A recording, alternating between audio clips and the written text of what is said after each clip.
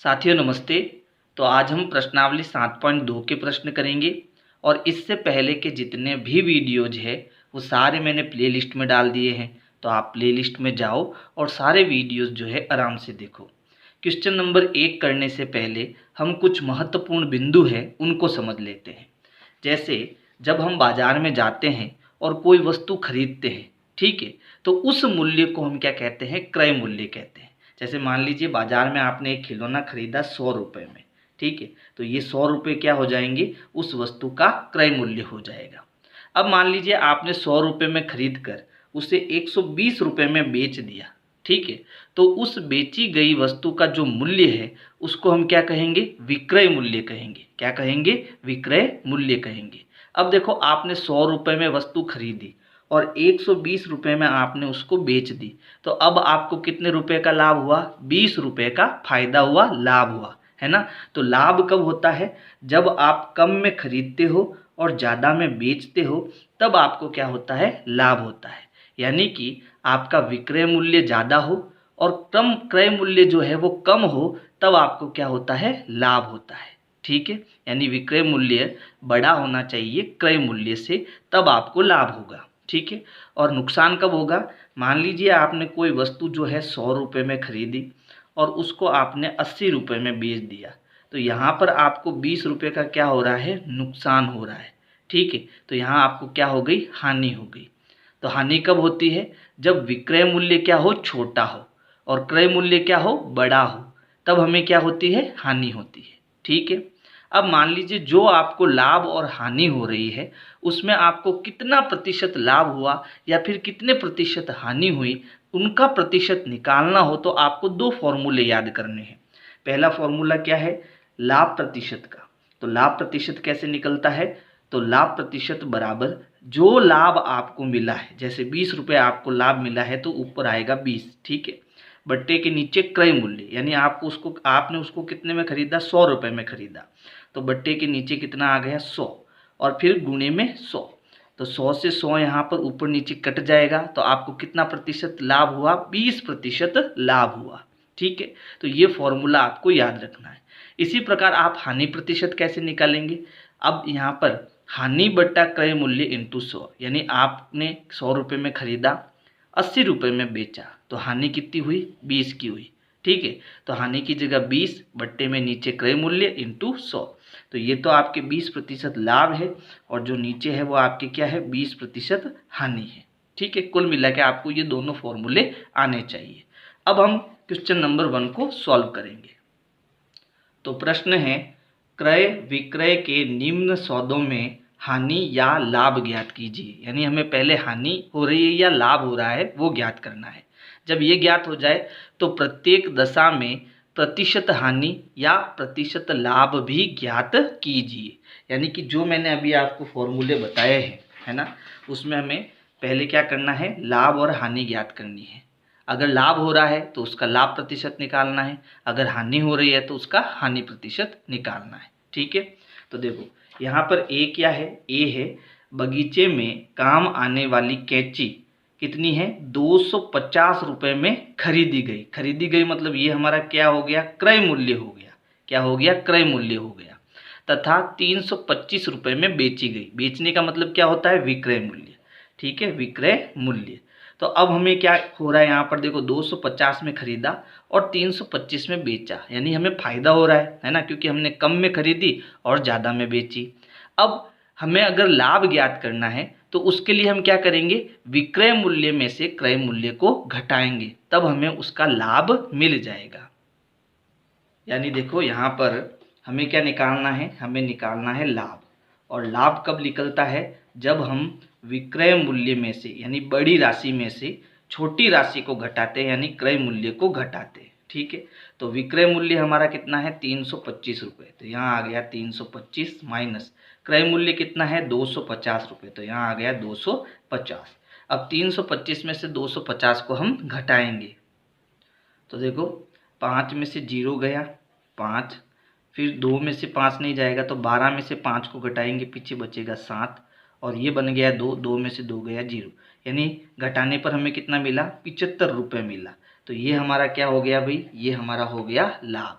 अब लाभ तो हमने निकाल दिया, अब हमें क्या ज्ञात करना है, लाभ प्रतिशत ज्ञात करना है। तो लाभ प्रतिशत का सूत्र हम लगाएंगे। लाभ प्रतिशत बराबर क्या होता है, जितना लाभ मिला है वो लिख दो, बट्टे के नीचे क्या आएगा, क्रय मूल्य, है ना, बट्टे के नीचे क्रय मूल्य इंटू 100। तो देखो लाभ आपको कितना हुआ, 75 का हुआ, तो 75 लाभ की जगह बट्टा क्रय मूल्य नीचे है, और क्रय मूल्य हमारा कितना है यहाँ पर 250 रुपये। हमने कितने में खरीदा था, 250 रुपये में खरीदा था, तो 250 नीचे और गुणे में कितना आ जाएगा, 100 आ जाएगा। अब देखो यहाँ पर एक जीरो से एक जीरो ऊपर नीचे तो कैंसिल हो जाएगा, है ना। अब ऊपर कितना है 10 और नीचे कितना है 25, ठीक है, और यहाँ ऊपर कितना है 75। तो एक अपन काम करते हैं, देखो 75 और 25 ये दोनों 25 के पहाड़े में आते हैं, है ना, तो इन दोनों को हम 25 से कैंसिल कर सकते हैं। यहाँ पर देखो 25 एकम 25, एक बार भाग गया। अब यहाँ 25 का पहाड़ा बोलो, 25 एकम 25, 25 दूना 50 और 25 दिया 75, तो ये कितनी बार कट गया, 3 बार।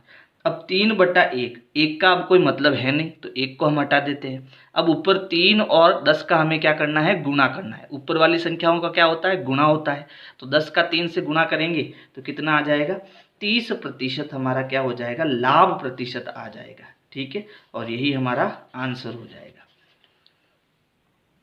तो ये तो हमारा हो गया ए पार्ट। अब बी पार्ट भी कर लेते हैं। तो देखो बी पार्ट में हमें क्या दिया है, एक रेफ्रिजरेटर यानी कि फ्रिज जो है वो 12,000 रुपये में खरीदा गया और उसे 13,500 रुपये में बेचा गया, ठीक है। इस केस में हमें क्या हो रहा है, इस केस में भी हमें फ़ायदा हो रहा है, लाभ हो रहा है, क्योंकि हमने उसको कम में खरीदा और ज़्यादा में बेचा, ठीक है। तो हमें लाभ ज्ञात करना है और उसके बाद लाभ प्रतिशत भी निकालना है, ठीक है। तो चलो यहाँ पर भी हम क्या निकालेंगे, सबसे पहले लाभ ज्ञात करेंगे। तो देखो लाभ कैसे निकलता है, जब हम विक्रय मूल्य में से क्रय मूल्य को घटाते हैं तब हमें क्या मिलता है, लाभ मिलता है, ठीक है। अब देखो विक्रय मूल्य कितना है, 13,500, तो यहाँ आ जाएगा 13,500 माइनस क्रय मूल्य कितना है, 12,000 रुपये, तो यहाँ आ जाएगा 12,000 रुपये। अब घटाएंगे तो 2 जीरो में से 2 जीरो गए, पीछे 2 जीरो आएंगे, फिर देखो 5 में से 0 गया 5 आएगा, 3 में से 2 गया 1 आएगा, और 1 में से 1 गया 0, यानी हमें लाभ कितना मिल गया, 1,500 रुपये लाभ मिल गया। अब हम क्या ज्ञात करेंगे, लाभ प्रतिशत ज्ञात करेंगे। क्या ज्ञात करेंगे, लाभ प्रतिशत। तो उसका फॉर्मूला, लाभ कितना हुआ वो लिखना है, बट्टे के नीचे हमें हर बार क्रय मूल्य लिखना है और गुणे में कितना लिखना है, 100 लिखना है, ठीक है। तो अब देखो लाभ हमें कितना हुआ, 1,500 का, तो ऊपर तो आ जाएगा 1,500 रुपये बट्टा क्रय मूल्य, यानी कि हमने उसको कितने में खरीदा, 12,000 रुपये में खरीदा था, तो क्रय मूल्य हमारा कितना आ जाएगा, 12,000 और गुणे में 100, ठीक है। तो यहाँ 2 जीरो से ये 2 जीरो कैंसिल हो गया, फिर 1 जीरो से ऊपर वाला 1 जीरो कैंसिल हो गया। अब हमें क्या करना है, 150 में 12 का भाग देना है। तो चलो भाग देते हैं 150 में 12 का, ठीक है। तो 12 एकम 12, पीछे बच गया 3 आएगा 0, 12 एकम 12, 12 दूना 24, ठीक है। घटाएंगे तो पीछे बचागा 6।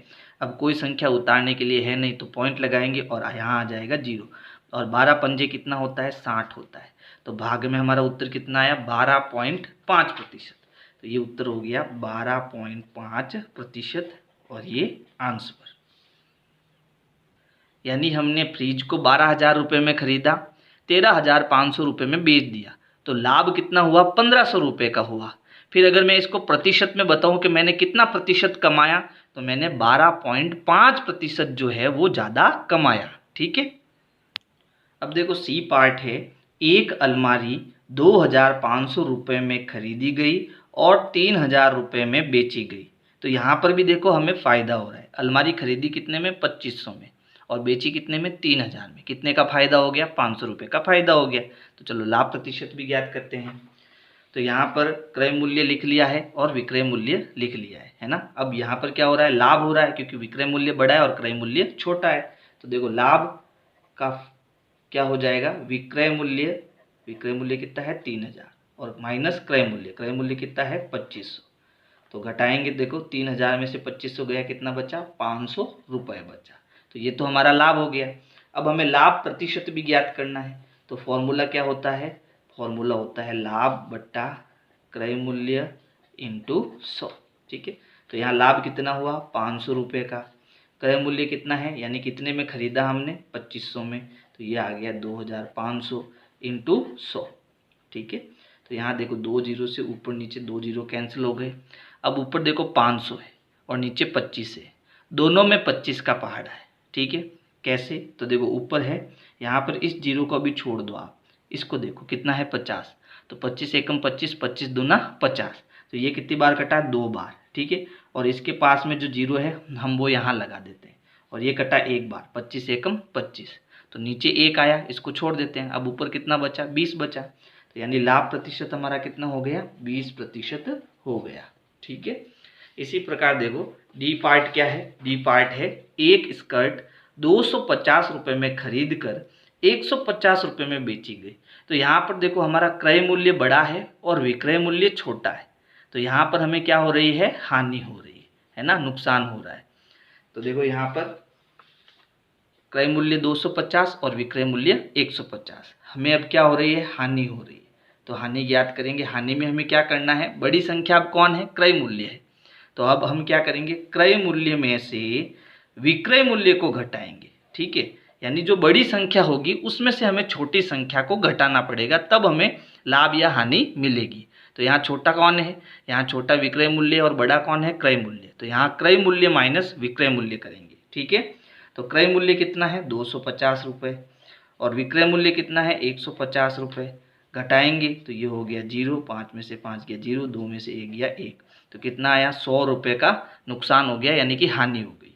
अब हम हानि प्रतिशत ज्ञात कर लेते हैं, तो सूत्र क्या बनेगा, ऊपर आएगा हानि, नीचे आएगा क्रय मूल्य और गुणे में 100, यानी कि लाभ हो या हानि हो नीचे हमेशा कितना आएगा, क्रय मूल्य ही आएगा।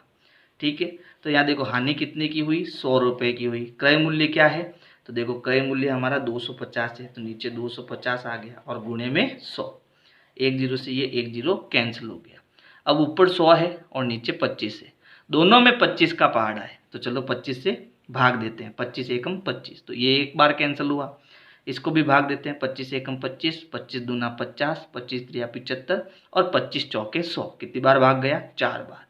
अब हम 4 को 10 से गुणा करेंगे तो ये हो जाएगा 40%, यानी नुकसान कितना हुआ, 40% का उसको नुकसान हो गया। ठीक है, तो ये आपका सी और डी पार्ट हो जाएगा।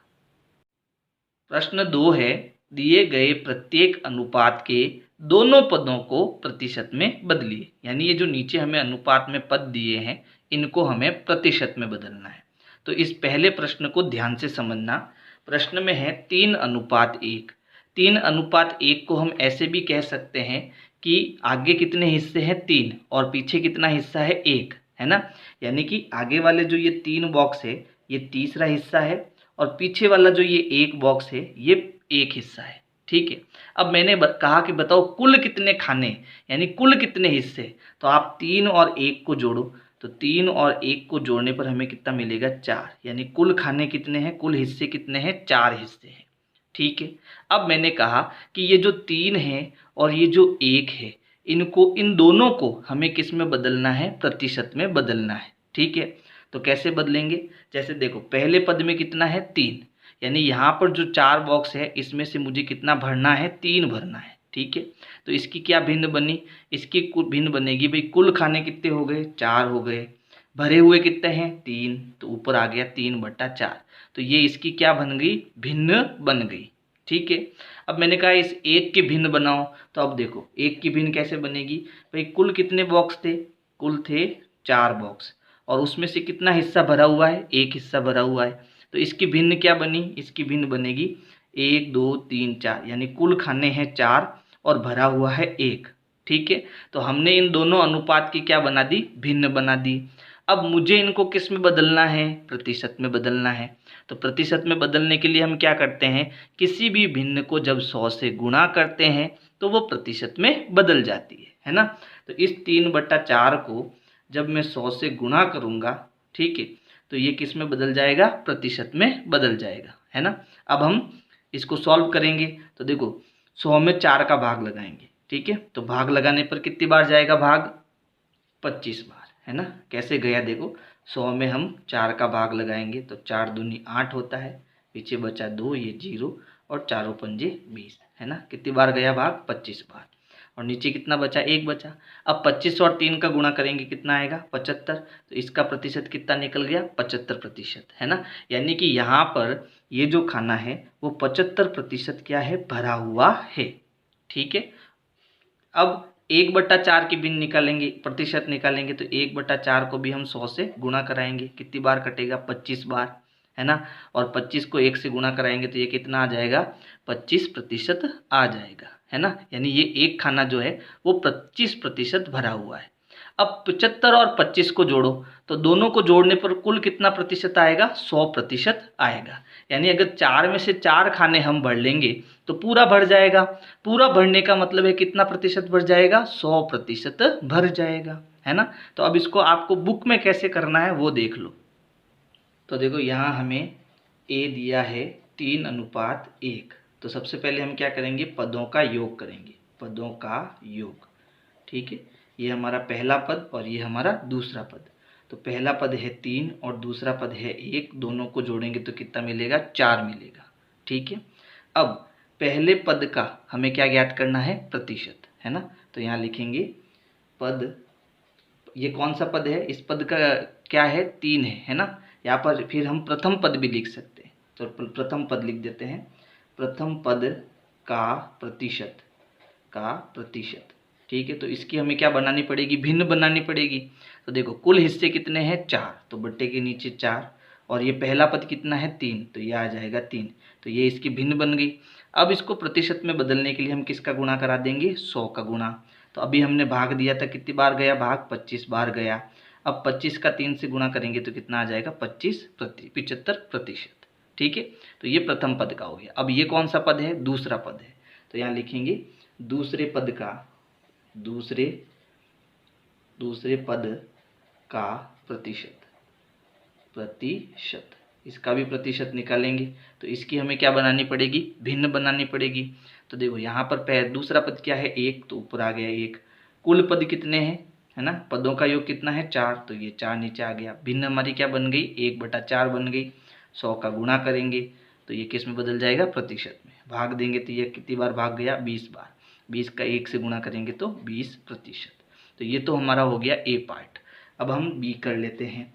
बी में हमें अनुपात दिया है 2:3:5, यानी ये पहला पद, ये दूसरा पद और ये तीसरा पद। तो सबसे पहले हम क्या करेंगे, इनके पदों का योग करेंगे। तो यहाँ लिखेंगे पदों का योग। ठीक है। तो पहला पद है 2, दूसरा पद है 3 और तीसरा पद है 5। तीनों को जोड़ेंगे तो 5 और 3 8, 8 और 2 10, यानी पदों का योग कितना आ गया, 10 आ गया। ठीक है। अब पहले पद का प्रतिशत निकालते हैं, यानी कि प्रथम पद का प्रतिशत। ठीक है। तो प्रतिशत निकालने के लिए हमें इसकी क्या बनानी पड़ेगी, भिन्न बनानी पड़ेगी।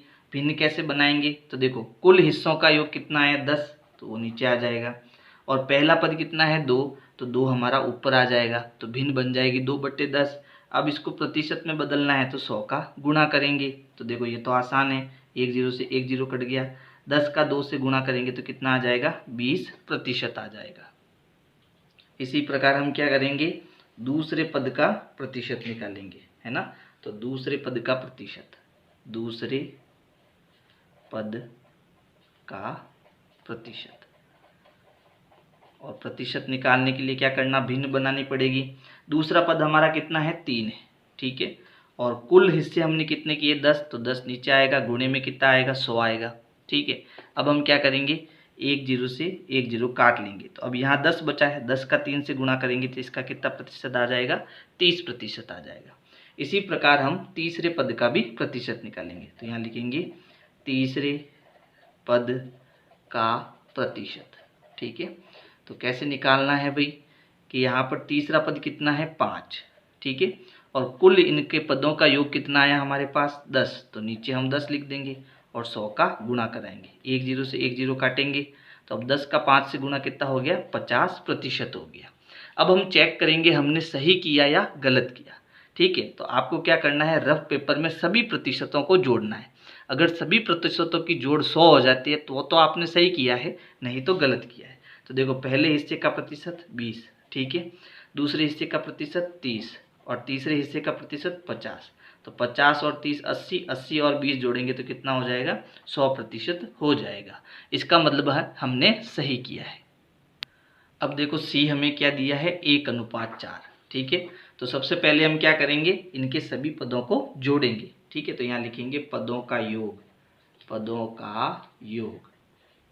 तो पहला पद तो है 1 और दूसरा पद है 4, दोनों को जोड़ेंगे तो कितना हो जाएगा, 5 हो जाएगा। ठीक है, अब इस पहले पद का हम प्रतिशत निकालेंगे, तो लिखेंगे प्रथम पद का प्रतिशत, प्रथम पद का प्रतिशत। और प्रतिशत में बदलने के लिए हमें सबसे पहले भिन्न बनानी पड़ेगी, है ना। तो भिन्न कैसे बनानी है कि भाई पहला पद कितना है 1 और कुल पदों का योग कितना आया 5। अब इसका किससे गुणा करेंगे, 100 से। अब 100 में हम 5 का भाग देंगे तो देखो 5 एकम 5, 5 दूनी 10 और ये 1 0 यहाँ आ जाएगा। 20 का 1 से गुणा करेंगे तो कितना प्रतिशत आ गया, 20% प्रथम पद आ गया। द्वितीय पद यानी कि दूसरा पद, तो यहाँ लिखेंगे दूसरे पद का प्रतिशत। ठीक है, तो ये निकालने के लिए हमें भिन्न बनानी पड़ेगी। तो दूसरा पद हमारा कितना है 4 बट्टे में कुल हिस्सा हमारा कितना आ गया 5 और गुणे में 100, भाग देंगे तो ये 20 बार कटेगा। अब 20 का 4 से गुणा कराएंगे तो ये कितना आ जाएगा 80%। अब देखो 20 और 80 को जोड़ो कितना प्रतिशत आया, 100%, है ना। यानी कुल मिला के हम दोनों पदों के अलग अलग प्रतिशत निकाल रहे हैं। इसी प्रकार देखो हमारा जो डी है वो है, डी क्या है, 1:2:5। तो चलो इनका भी प्रतिशत निकालते हैं। सबसे पहले हम इन सभी पदों को क्या करेंगे, जोड़ेंगे। ठीक है, तो यहाँ लिखेंगे पदों का योग, पदों का योग। तो पहला हिस्सा है 1, दूसरा है 2 और तीसरा है 5। 5 और 2 7 और 1 कितना हो गया 8। ठीक है, अब हम इनके क्या करेंगे, अलग अलग प्रतिशत निकालेंगे। तो यहाँ लिखेंगे प्रथम पद का प्रतिशत। तो प्रथम पद की हमें क्या बनानी पड़ेगी, भिन्न बनानी पड़ेगी। तो देखो पहला पद है 1, कुल हिस्से कितने हैं 8 और गुणा 100। अब 100 में 8 का भाग देंगे तो देखो 8 एकम 8, पीछे बच गया 2। ठीक है, 8 दूनी 16, पीछे बच गया 4, फिर वो पॉइंट लगाएंगे तो 40 बनेगा और 8 पंजे 40, यानी आप भाग देना आपको 12.5 मिलेगा। अब 12.5 को 1 से गुणा करेंगे तो ये कितना आ जाएगा 12.5%। तो ये पहले पद का प्रतिशत आ गया। अब हम दूसरे पद का प्रतिशत निकालेंगे। तो देखो दूसरे पद का प्रतिशत क्या करना, भिन्न बनाना। दूसरा पद हमारा कितना है 2 है, कुल भाग कितने हैं 8, 8 नीचे आएगा और गुणे में 100, भाग कितनी बार गया इसमें 12.5 बार। इनका गुणा करेंगे तो ये हो जाएगा 25%। आप गुणा करना 25% आएगा। इसी प्रकार हम तीसरे पद का प्रतिशत निकालेंगे, तीसरे पद का प्रतिशत। ठीक है, सबसे पहले क्या करना, भिन्न बनानी। तो तीसरा पद हमारा कितना है 5, कुल पदों का योग कितना आया 8 और गुणे में 100, काटा कितनी बार कटा 12.5 बार। ठीक है, इनका गुणा करेंगे तो देखो ये हो गया 25 हासिल के 2, 5 दूनी 10 और 2 12, हासिल का 1, 5 एकम 5 और 1 6, यानी ये हो गया 62.5%। प्रश्न 3 है, एक नगर की जनसंख्या 25,000 से घटकर 24,500 रह गई, घटने का प्रतिशत ज्ञात कीजिए। यानी देखो जनसंख्या पहले कितनी थी 25,000, बाद में कितनी हो गई 24,500, यानी 500 लोग घट गए। ठीक है, तब कितना घटा है उसका प्रतिशत ज्ञात करना है। जैसे हमने लाभ हानि वाले प्रश्न किए थे वैसे ही है। जैसे मान लीजिए कोई वस्तु हमने 100 में खरीदी, बाद में उसको हमने 80 में बेचा, तो यहाँ पर कितने का नुकसान हो गया 20 का नुकसान हो गया, 20 की हानि हो गई। फिर हम हानि प्रतिशत कैसे निकालते थे, तो हानि है ना, जितनी हानि हुई वो संख्या बट्टा क्रय मूल्य। क्रय मूल्य का मतलब ये हो गया पहले आपने कितने में खरीदा, तो यहाँ पर जो क्रय मूल्य है वो आपका क्या हो जाएगा, पहले आपकी कितनी जनसंख्या थी। ठीक है, यानी नीचे आपके पहले की जो पहले जनसंख्या थी वही आएगी, है ना। फिर इसका हम जब 100 से गुणा करेंगे तो ये भी आपका किस में बदल जाएगा, प्रतिशत में बदल जाएगा, है ना। तो यहाँ पर हमारी क्या हो रही है, घटने का प्रतिशत हमें ज्ञात करना है, यानी कमी हो रही है। ठीक है, तो हम यहाँ सीधा लिखेंगे जनसंख्या में कमी, जनसंख्या में कमी। ठीक है, तो कमी निकालने के लिए हम क्या करेंगे, भाई पहले कितनी थी 25,000 थी। ठीक है। फिर कितनी हो गई 24,500 हो गई, तो वो घटा देंगे 24,500। तो जैसे ही घटाएंगे तो इसकी कमी कितनी आ जाएंगी, 500 की कमी आ जाएगी। ठीक है, यानी 500 लोगों की कमी हो गई। अब मुझे इसका प्रतिशत भी निकालना है। ठीक है, तो डायरेक्ट मैं इस प्रश्न को बिना सूत्र लगाए सॉल्व कर देता हूँ। ठीक है, तो यहाँ क्या आएगा कि जनसंख्या में कमी का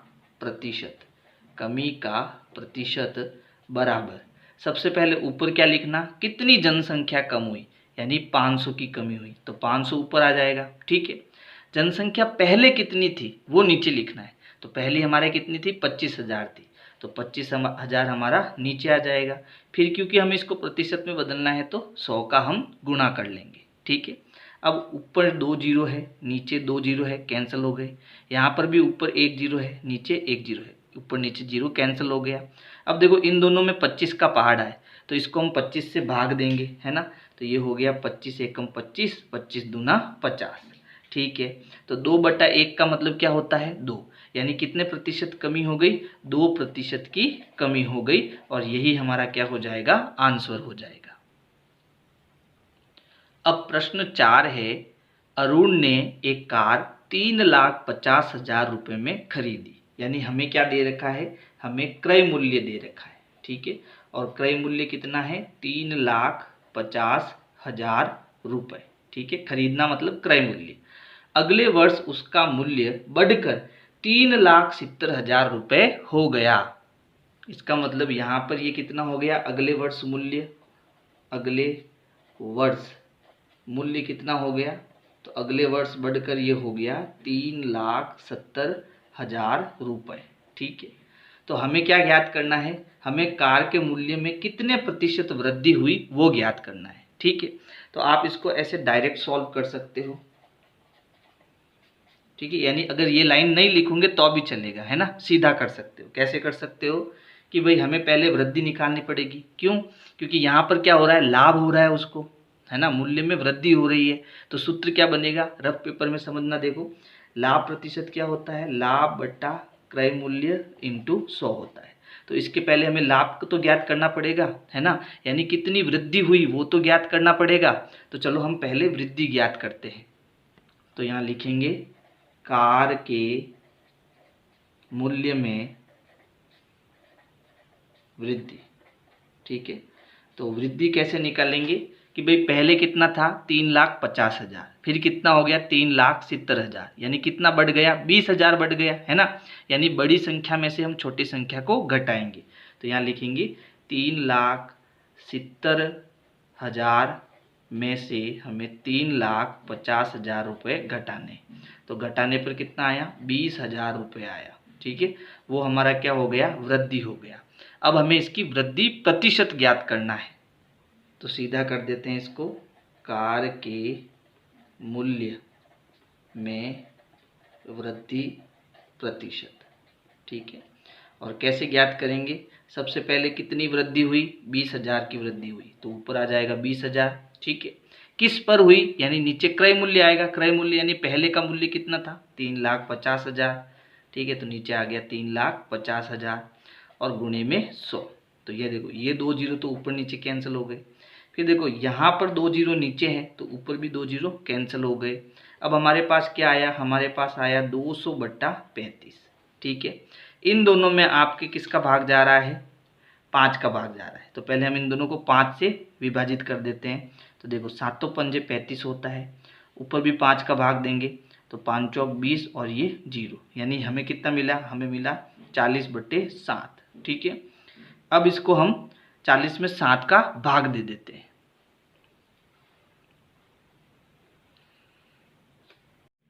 तो चलो हम 40 में 7 का भाग देते हैं, तो 7 पंजे होता है 35, घटाएंगे तो बचेगा 5। ठीक है, यानी देखो भागफल कितना आया, 5 आया, शेषफल कितना आया, 5 आया, और किसका भाग दिया, 7 का। तो ये हमारा उत्तर हो जाएगा मिश्र भिन्न में 5 सही 5/7, है ना। उत्तर क्या हो जाएगा, 5 सही 5/7%।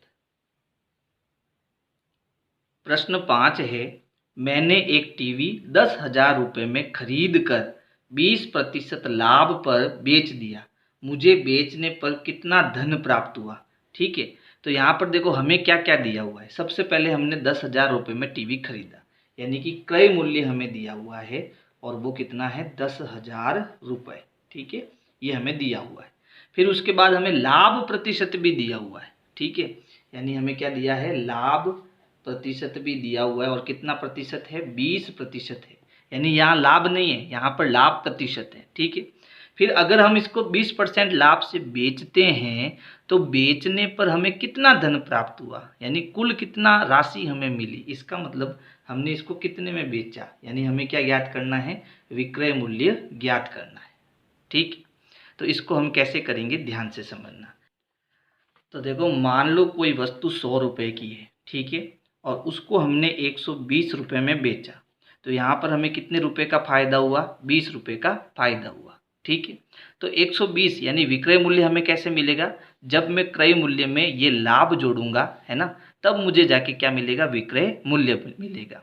यानी विक्रय मूल्य का सूत्र क्या हो जाएगा कि जितना आपका क्रय मूल्य है उसमें अगर आप लाभ जोड़ दोगे तो आपको क्या मिल जाएगा, विक्रय मूल्य मिल जाएगा।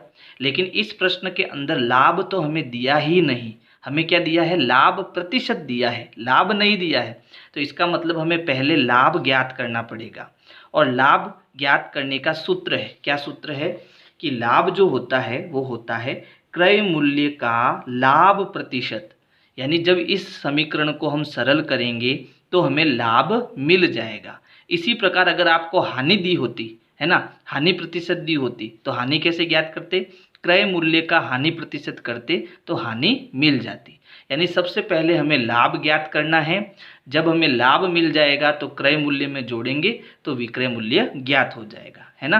तो इसको कैसे सॉल्व करना है, तो यहाँ पर इसको हल करने के लिए सबसे पहले हमें क्या ज्ञात करना है, लाभ ज्ञात करना है। ठीक है, और लाभ कैसे करेंगे, क्रय मूल्य का लाभ प्रतिशत, क्या करेंगे, क्रय मूल्य का लाभ प्रतिशत, ये सूत्र आपको याद होना चाहिए। ठीक है, अब क्रय मूल्य कितना दिया है, 10,000, तो क्रय मूल्य की जगह आ गया 10,000, का की जगह क्या लिखते हैं हम, इंटू, और लाभ प्रतिशत कितना दे रखा है, 20%, तो यहाँ आ जाएगा 20%। अब हम प्रतिशत हटाएंगे, तो हम जानते हैं कि जब हम प्रतिशत को हटाते हैं तो नीचे कितना आ जाता है, 100 आ जाता है। ठीक है, अब इसको सरल करेंगे तो 1 0 से 1 0 गया और ये 1 0 से 1 0 गया, यहाँ पर कितना बचा, 1000, और यहाँ बचा 2, दोनों का गुणा करेंगे तो कितना आ जाएगा, 2000 रुपये।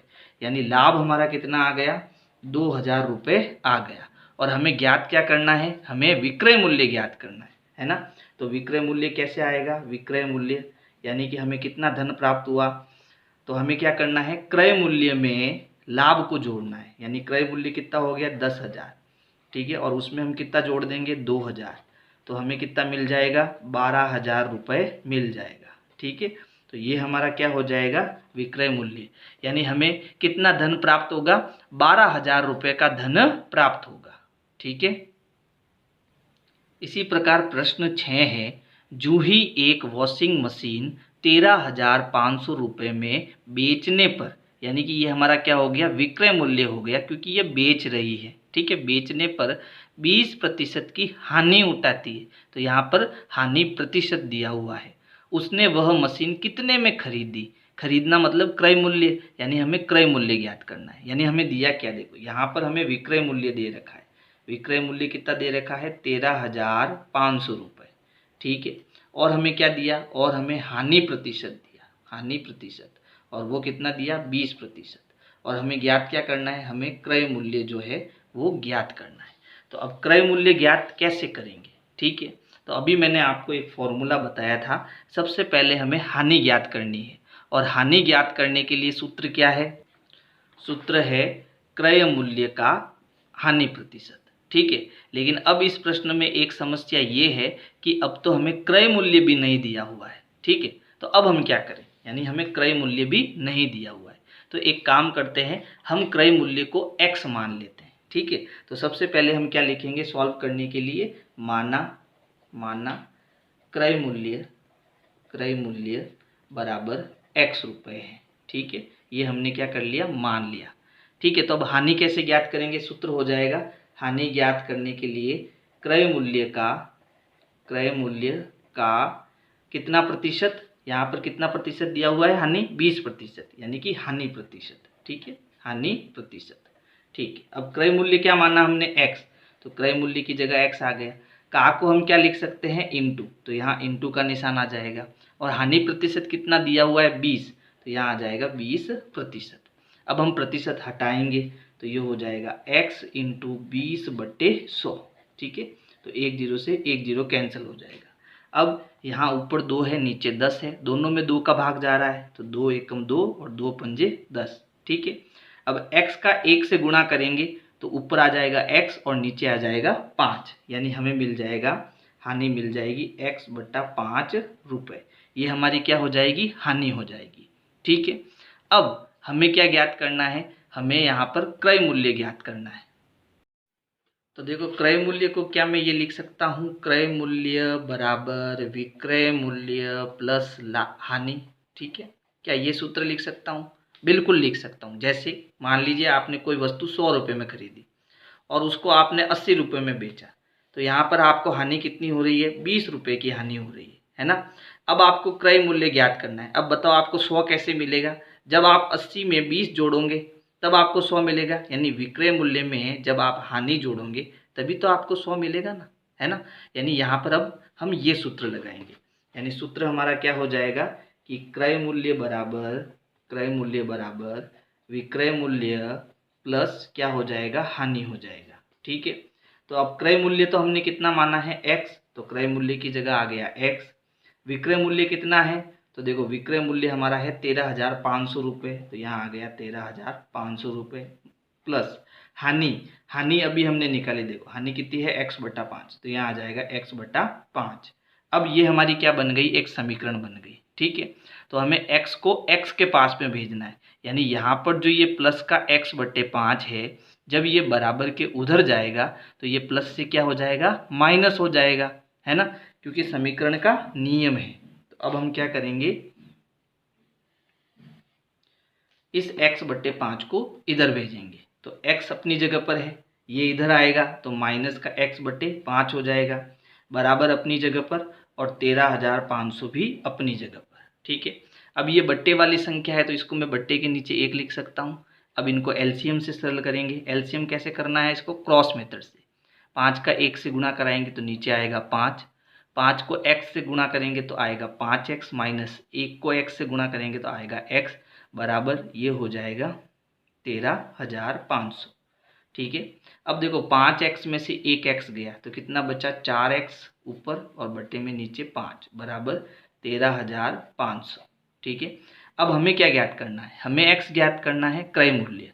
तो 4/5 को हम उधर भेजेंगे, है ना, यानी ये 4 और 5 दोनों उधर जाएंगे, तो x अपनी जगह पर, ये 13,500 भी अपनी जगह पर, है ना। अब देखो यहाँ पर ये 5 किस में है, भाग में है। ठीक है, तो इधर ये गुणे में जाएगा, और ये गुणे में है तो ये भाग में आएगा, यानी कहने का मतलब है कि 5 नीचे था तो ये ऊपर आ जाएगा, और ये ऊपर था तो ये नीचे आ जाएगा। ठीक है, ये समीकरण के नियम है, याद रखने पड़ेंगे आपको। अब इसको सॉल्व करेंगे तो हमें x का मान मिल जाएगा।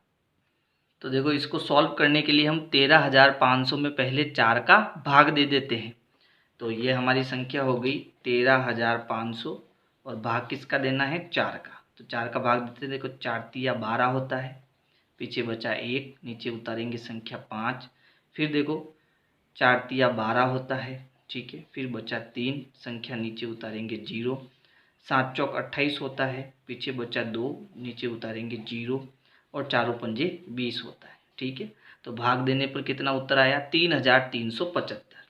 तो भाग दिया हमने, उत्तर आया 3,375। इसका गुणा हम किससे करेंगे, 5 से।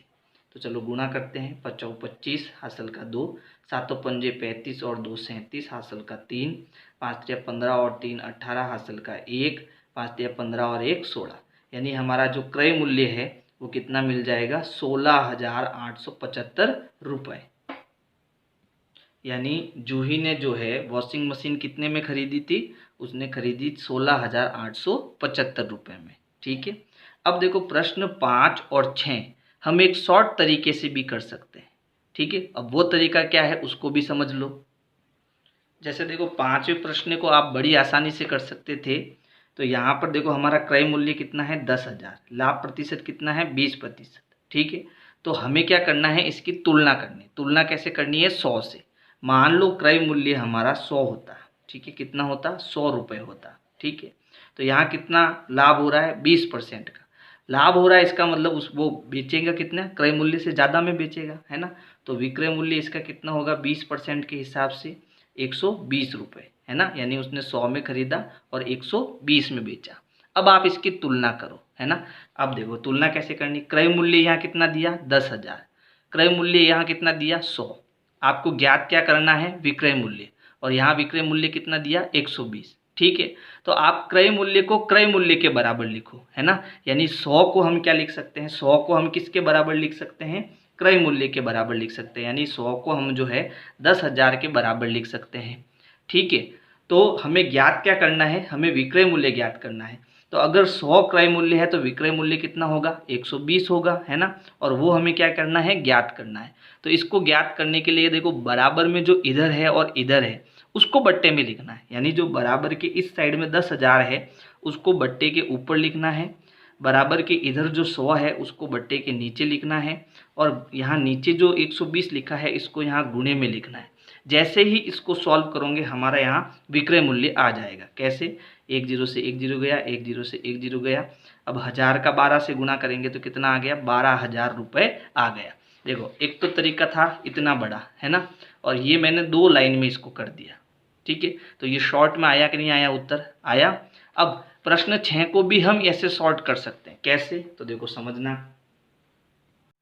जैसे देखो यहाँ पर हमें विक्रय मूल्य कितना दिया 13,500 रुपये, और हानि कितनी हो रही है 20%, और हमें क्या ज्ञात करना है, क्रय मूल्य।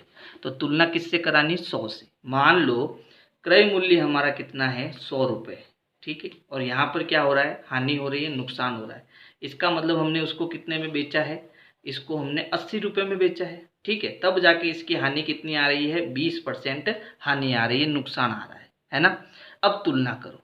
ठीक है, यहाँ पर क्या दिया है, विक्रय मूल्य कितना 13,500, और यहाँ पर विक्रय मूल्य कितना आया 80। इसका मतलब जो ये 80 है वो इस 13,500 के बराबर है ना। यानी जो 80 है वो 13,500 के बराबर है।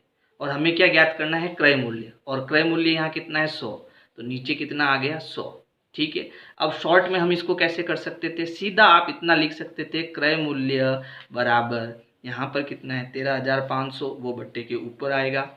यहाँ पर कितना है 80, वो बट्टे के नीचे आएगा। यहाँ गुणे में, यहाँ पर कितना है 100, तो यहाँ गुणे में कितना आएगा 100 आएगा। इसको सॉल्व करेंगे। ठीक है, तो जब सॉल्व करेंगे हमारा उत्तर कितना मिल जाएगा हमको 16,875 रुपये। यानी कि आप केवल इतना सा करके भी उत्तर निकाल सकते हो। ये सब आपका रफ काम होगा, क्या होगा, रफ काम होगा। ठीक है, समझ गए ना। तो शॉर्ट में भी आप इसको कर सकते हो। प्रश्न 7 है, चॉक पाउडर में कैल्शियम, कार्बन तथा ऑक्सीजन का अनुपात 10:3:12 होता है। इसमें कार्बन की प्रतिशत मात्रा ज्ञात कीजिए। यानी हमने जो प्रश्न 2 किया था उसी के समान इसको करना है। अब हमें अनुपात क्या दिया है, हमें यहाँ पर एक चॉक पाउडर दिया है जिसमें क्या क्या है, जिसमें आपके एक तो कैल्शियम है। ठीक है, क्या है, कैल्शियम है, कार्बन है और ऑक्सीजन है। ठीक है, अब कैल्शियम का अनुपात कितना है 10, कार्बन का अनुपात कितना है 3, और ऑक्सीजन का अनुपात कितना है 12। ठीक है, अब इसमें हमें क्या ज्ञात करना है, हमें यहाँ पर कार्बन का कितना प्रतिशत है उसकी मात्रा ज्ञात करनी है। ठीक है, तो देखो हमने क्या किया था कि जो अनुपात हमें दिया था हमने इसका कुल भाग ज्ञात किया। यानी हमें करना है पदों का योग। ठीक है, पदों का योग। अब यहाँ पर देखो पहला पद कितना है 10, दूसरा पद है 3, और तीसरा पद कितना है 12। इन सबको जोड़ेंगे तो 12 और 3 15, 15 और 10 25, यानी कुल मिला के इन सभी पदों का जो योग आ रहा है वो कितना आ रहा है 25 आ रहा है। ठीक है, अब हमें किसका प्रतिशत बताना है, कार्बन का। तो हमें कार्बन की क्या बनानी पड़ेगी, भिन्न बनानी पड़ेगी। तो चलो हम यहाँ लिख देते हैं कार्बन पद की जो भिन्न है वो कैसे बनेगी कि भाई देखो कुल पद कितने हैं, कुल पद है 25 और कार्बन कितना भाग है, कार्बन का भाग है 3, तो भिन्न कितनी बन गई 3/25, है ना। अब अगर हमारे पास भिन्न बन गई है तो हम प्रतिशत आसानी से ज्ञात कर सकते हैं। तो अब हम क्या निकालेंगे, कार्बन पद का प्रतिशत, ठीक है। और प्रतिशत निकालने के लिए हम क्या करते हैं, भिन्न को 100 से गुणा करते हैं, यानी 3/25 को अब हम 100 से गुणा करेंगे। अब देखो इन दोनों में 25 का पहाड़ा है तो 25 एकम 25, 25 चौके 100, 3 और 4 का गुणा करेंगे तो इसका प्रतिशत कितना आ जाएगा, 12% आ जाएगा। अब देखो इसी में दूसरा जो है प्रश्न वो है, चौक की एक छड़ी में यदि कार्बन की मात्रा 3 ग्राम है तब उसका कुल भार कितना होगा। यानी कि हमें यहाँ पर एक चौक का पाउडर दिया है तो हम एक काम करते हैं, एक चौक बना लेते हैं। ये हमारी क्या होगी, चौक हो गई। अब इस चौक में जो है कैल्शियम का कितना हिस्सा है, 10 हिस्सा है, कार्बन का कितना हिस्सा है 3, और इसके बाद ऑक्सीजन का कितना हिस्सा है, 12 हिस्सा है। तो अब हमें क्या मिल गया है, अब हमें कार्बन का जो है प्रतिशत मिल चुका है, कितना प्रतिशत मिल चुका है, 12% मिल चुका है, ठीक है। यानी ये तो इसका हिस्सा हो गया और ये इसका क्या हो गया, प्रतिशत हो गया, ठीक है। इसके अलावा हमें कार्बन की मात्रा भी दी है, तो कार्बन की मात्रा हमें कितनी दी है, 3 ग्राम इसकी मात्रा दी है, ठीक है। अब हमें क्या करना है, इस चौक की कुल मात्रा, कुल भार जो है वो ज्ञात करना है। बात समझ में आई, हमें मात्रा किसकी दी है, कार्बन की दी है, ठीक है। और कार्बन का हमारे पास प्रतिशत भी है, लेकिन हमें इस चौक का कुल भार कितना होगा वो ज्ञात करना है। हम एक काम करते हैं, चौक का जो कुल भार है ना, कुल भार, उसको हम x मान लेते हैं। क्या मान लेते हैं, x मान लेते हैं, ठीक है। अब x का अगर मैं 12% करूंगा, यानी चौक का जो कुल भार है उसका 12% करूंगा तो मुझे कितना ग्राम मिलेगा, 3 ग्राम मिलेगा। ये बात सही है ना। यानी कि अगर मेरे पास कुल भार x है और x का अगर मैं 12% हिस्सा निकालूंगा, क्योंकि 12% किसका है, कार्बन का है, और अगर इसका मैं 12% निकालूंगा तो मुझे कितना ग्राम मिलेगा, 3 ग्राम मिलेगा, है ना। तो इस समीकरण की सहायता से अगर मैं यहाँ से x का मान ज्ञात करूंगा तो मुझे यहाँ पर कुल भार ज्ञात हो जाएगा, है ना। तो हम आगे क्या करेंगे, आगे लिखेंगे माना चौक पाउडर का कुल भार जो है वो x है, ठीक है। कितना ग्राम है, x ग्राम है।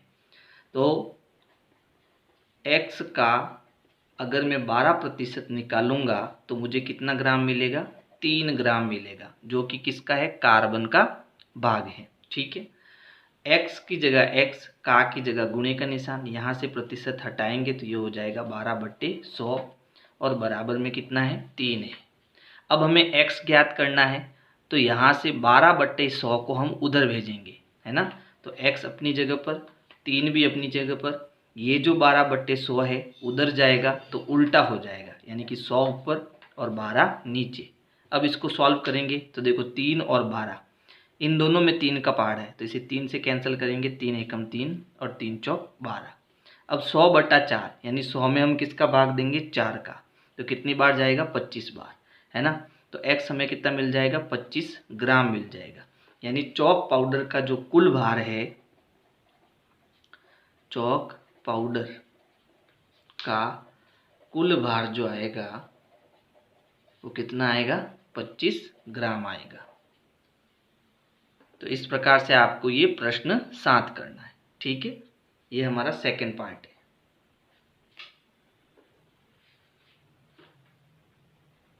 प्रश्न 8 है, अमीना एक पुस्तक 275 रुपये में खरीद कर उसे 15% हानि से बेचती है, तो पुस्तक का विक्रय मूल्य ज्ञात कीजिए।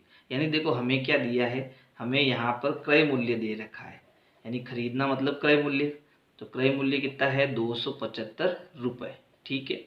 इसके अलावा हमें हानि प्रतिशत दिया है, क्या दिया है, हानि प्रतिशत, और ये है 15%, ठीक है। और हमें इसका विक्रय मूल्य ज्ञात करना है। क्या ज्ञात करना है? विक्रय मूल्य। ठीक है, तो यहाँ हानि प्रतिशत दिया है, तो एक सूत्र मैंने बताया था हानि निकालने का, है ना। वो सूत्र क्या था? वो सूत्र था हानि बराबर क्रय मूल्य का 15% या हानि प्रतिशत। यहाँ हानि प्रतिशत लिख देता हूँ, हानि प्रतिशत। ठीक है, तो क्रय मूल्य कितना है? 275 रुपये। ठीक है, का की जगह इंटू, और हानि प्रतिशत कितना है? 15%, तो यहाँ आ जाएगा 15%। अब हम क्या करेंगे? प्रतिशत को हटाएंगे तो 15/100 हो जाएगा।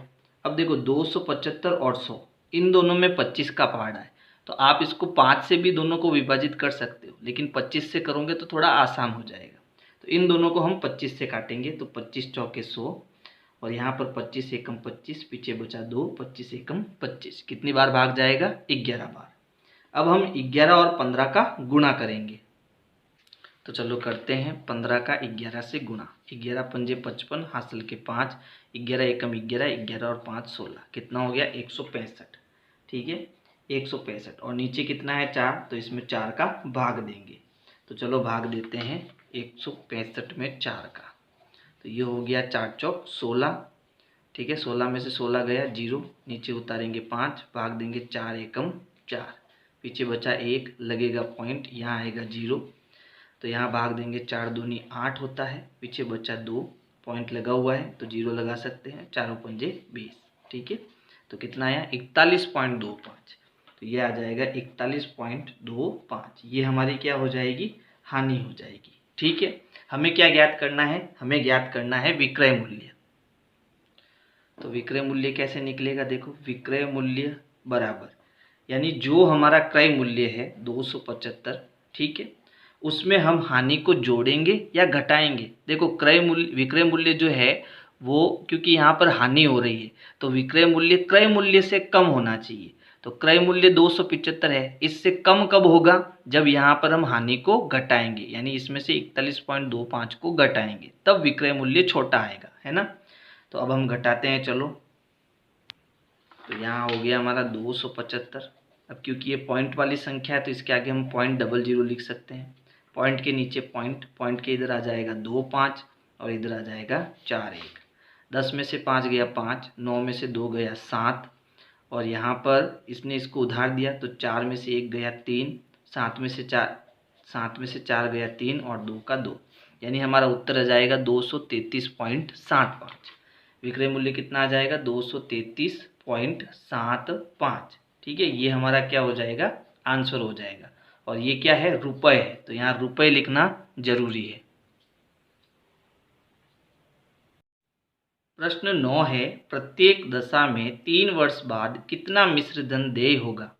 यानी कि अब जो प्रश्न आ रहे हैं वो हमारे आ रहे हैं साधारण ब्याज से संबंधित। ठीक है, तो देखो, साधारण ब्याज का जो फॉर्मूला होता है वो होता है साधारण ब्याज बराबर मूलधन इंटू दर इंटू समय बट्टा 100। इसे हम शॉर्ट रूप में क्या लिखेंगे?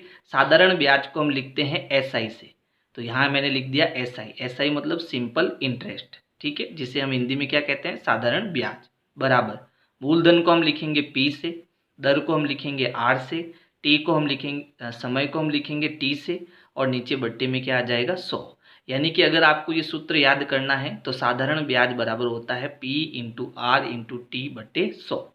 ठीक है, अब मिश्र धन का सूत्र क्या होता है? मूलधन प्लस साधारण ब्याज, यानी जब हम मूलधन में ब्याज को जोड़ेंगे तो हमें क्या मिलेगा? मिश्र धन मिलेगा। अब इन सब का मतलब क्या होता है वो समझो। ठीक है, जैसे मान लीजिए आपके पास 100 रुपये है, ठीक है, तो आपके पास जितने रुपए हैं उसको आप क्या कहोगे? मूलधन कहोगे। ठीक है, क्या कहोगे? मूलधन कहोगे, यानी P कहोगे। ठीक है, अब मान लीजिए आपके दोस्त को कुछ पैसों की ज़रूरत है, तो आप उसको क्या करोगे? 100 रुपये उधार दोगे, लेकिन उधार तो ऐसे मिलेगा नहीं। अब 1 साल बाद जब वो आपको पैसे लौटाएगा तो वो 100 रुपये नहीं लौटाएगा, वो 100 से ज़्यादा रुपये लौटाएगा। यानी आप जो अपने दोस्त को पैसे उधार दे रहे हो तो कुछ दर पर उधार दे रहे हो। मान लो आपने R बराबर, यानी दर जो है वो 10% लगाई। ठीक है, यानी आपने आपके दोस्त को कहा मैं 100 रुपये तुझे उधार दे रहा हूँ, लेकिन मैं इस पर 10% अतिरिक्त जो ब्याज मिलेगा वो वसूल करूँगा। तो आपका दोस्त मान गया। अब कितने साल के लिए आपने उसको उधार दिया, यानी समय आपने मान लो 1 साल के लिए उसको उधार दिया, ठीक है। तो अब वो आपके साल के अंत में कितना रुपए आपसे लेगा, तो उसकी गणना के लिए हम पहले ब्याज निकालेंगे, ठीक है। तो ब्याज के लिए आपको क्या लगाना है, ब्याज बराबर क्या होता है, P into R into T बटा 100, है ना। अब मूलधन आपका कितना है 100, तो P की जगह आ गया 100, दर आपने कितनी लगाई 10, तो यहाँ आ गया 10 इंटू समय कितना है 1, और बट्टे में नीचे कितना आ जाएगा 100, है ना। अब 100 से 100 ऊपर नीचे कट गया, तो ब्याज आपका कितना बना, ब्याज आपका बना 10 रुपये, ठीक है। अब 1 साल बाद वो कितना रुपए आपको देगा, तो इसके लिए आपको क्या ज्ञात करना है, मिश्र धन, यानी वो आपको कितनी राशि लौटाएगा उसी को हम क्या कहते हैं, मिश्र धन कहेंगे, है ना। तो मिश्र धन यानी अमाउंट, कितनी अमाउंट लौटाएगा आपको, तो मूलधन कितना था 100 था, आपने 100 रुपये दिए थे, और 10% ब्याज का आपने दिया था दर का, है ना। तो उसका कितना बना 10 रुपये बना, तो 100 और 10 कितना हो गया 110 रुपये होगा, है ना। यानी 1 साल बाद वो आपको कुल मिला के 110 रुपये देगा, ठीक है। यही होता है साधारण ब्याज और मिश्र धन के सूत्र, ठीक है। तो चलो यहाँ पर हमें देखो ए पार्ट में क्या क्या दिया है, मूलधन हमें दिया है 1200, यानी पी जो है वो हमारा कितना हो गया 1200 हो गया। फिर दर जो है वो 12% वार्षिक दर, यानी आर, दर को हम क्या लिखेंगे आर, आर हमें दिया है 12%, ठीक है। और हर हर यहाँ पर समय जो है वो हर बार कितना आएगा 3 वर्ष आएगा, तो टी हमारा कितना आ गया 3 वर्ष आ गया, ठीक है। अब हमें क्या ज्ञात करना है, मिश्र धन। तो मिश्र धन ज्ञात करने के लिए पहले हमें क्या ज्ञात करना पड़ेगा, साधारण ब्याज ज्ञात करना पड़ेगा। तो चलो पहले हम साधारण ब्याज का फॉर्मूला लगाते हैं। साधारण ब्याज बराबर क्या होता है, P into R into T बट्टा 100, ठीक है। तो यहाँ पर बराबर के नीचे बराबर P कितना है 1200, तो यहाँ आ जाएगा 1200, फिर गुणे का निशान, R कितना है 12, तो R की जगह 12 इंटू समय कितना है 3, तो T की जगह 3, और बट्टे में नीचे 100, 2 जीरो से 2 जीरो ऊपर नीचे कैंसिल हो जाएंगे। अब 12 इंटू 12 इंटू 3 है ना, तो 12 इंटू 12 कितना होता है 144, ठीक है। 12 इंटू 12 144 होता है। फिर 3 का गुणा करेंगे, तो 3 चौक 12, हासिल का 1, 3 चौक 12 और 1 13, हासिल का 1, 3 एकम 3 और 1 4। तो यहाँ पर ब्याज कितना आ गया 432 रुपये, ठीक है। और हमें क्या ज्ञात करना है, हमें मिश्र धन ज्ञात करना है, यानी कि हम कितनी राशि लौटाएंगे। तो मिश्र धन का सूत्र क्या होता है, मिश्र धन बराबर होता है मूलधन, मूलधन प्लस ब्याज, यानी जो ब्याज हमने निकाला है, ठीक है। तो यहाँ हमारा मूलधन कितना है 1200 रुपये है, और हमने ब्याज कितना निकाला 432, तो कुल मिला के कितना रुपये हुआ, तो जोड़ दो, ये हो गया 2 3 4 और 2 6 और ये 1, यानी 1632 रुपये, यानी कि हमारा मिश्रधन कितना आ जाएगा 1632 रुपये। अब देखो जो बी है उसमें हमें मूलधन कितना दिया है, मूलधन दिया है 7500 रुपये, ठीक है। रुपये आप आगे भी लिख सकते हो पीछे भी लिख सकते हो। फिर दर यानी कि आर कितना दिया है 5%, उसके बाद समय कितना रहेगा 3 वर्ष रहेगा, क्योंकि ऊपर लिखा हुआ है 3 वर्ष, है ना। अब सूत्र लगाएंगे, तो साधारण ब्याज का सूत्र क्या होता है, अब साधारण ब्याज को हम SI से लिख सकते हैं ना। फॉर्मूला क्या बनेगा, P into R into T बटा 100। अब इनके मान लगाएंगे, तो देखो बराबर के नीचे बराबर, P कितना है 7500 इंटू दर कितनी है 5 इंटू समय कितना है 3 और बट्टे में 100। तो देखो 2 जीरो से 2 जीरो कैंसिल हो गए, 75, और देखो 5 और 3 का पहले गुणा कर दो, तो 5 त्रिया कितना हो गया 15। अब 15 और 75 का गुणा करो, यानी कि 75 इंटू 15, तो 5 25 हासिल के 2, 7 पंजे 35 और 2 37 गुणा 5 7, ये हो गया 5 7 5 12 हासिल का 1, ठीक है। और 7 और 3 10, 10 और 1 11, कितना आ गया 1125, यानी 1125 रुपये। ये क्या है आपका ब्याज है ना। और हमें क्या ज्ञात करना है मिश्र धन, मिश्र धन को हम ए से लिखते हैं, यानी मिश्र धन को ए से लिखते हैं। मूलधन क्या हो गया P प्लस ब्याज क्या हो गया SI। आप हिंदी में भी लिख सकते हो, है ना। सूत्र हिंदी में भी लिख सकते हो, कोई दिक्कत नहीं है, ठीक है। अब मान रखते हैं, देखो पी हमारा कितना है, पी हमारा है 7,500 और ब्याज हमने कितना निकाला 1,125। दोनों को जोड़ेंगे तो देखो ये हो गया 5, 2, 5 और 1 6, 7 और 1 8। तो हमारा जो मिश्र धन होगा वो होगा 8,625 रुपये। प्रश्न 10 है 56,000 रुपये पर 2 वर्ष पश्चात किस दर से 280 रुपये साधारण ब्याज देय होगा। यानी अब की बार हमें दर ज्ञात करना है, ठीक है। तो हमें दिया क्या है, हमें दिया है एक तो मूलधन, मूलधन हमारा कितना है 56,000 रुपये, ठीक है। उसके बाद 2 वर्ष यानी कि समय भी दिया हुआ है, समय कितना है 2 वर्ष, ठीक है। इसके अलावा देखो हमें साधारण ब्याज भी दिया हुआ है जिसे हम SI से लिखेंगे, ठीक है। साधारण ब्याज कितना दिया है 280 रुपये और हमें ज्ञात क्या करना है, हमें आर दर ज्ञात करनी है, ठीक है। तो ये चीज़ें हमें दी हुई है, 3 चीज़ें हमें दी हुई है और एक चीज़ हमें ज्ञात करनी है। तो जब हम जो सूत्र लगाते हैं उसमें भी 4 चीज़ें होती है। देखो सूत्र हमारा क्या होता है, SI बराबर P into R into T बट्टे में 100।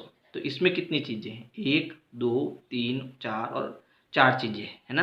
तो 4 में से 3 दिया हुआ है तो चौथा हम कोई भी ज्ञात कर सकते हैं, ठीक है। अब हमें R ज्ञात करना है तो एक काम करते हैं, हम R को इधर ही रखते हैं, बाकी सबको उधर भेज देते हैं।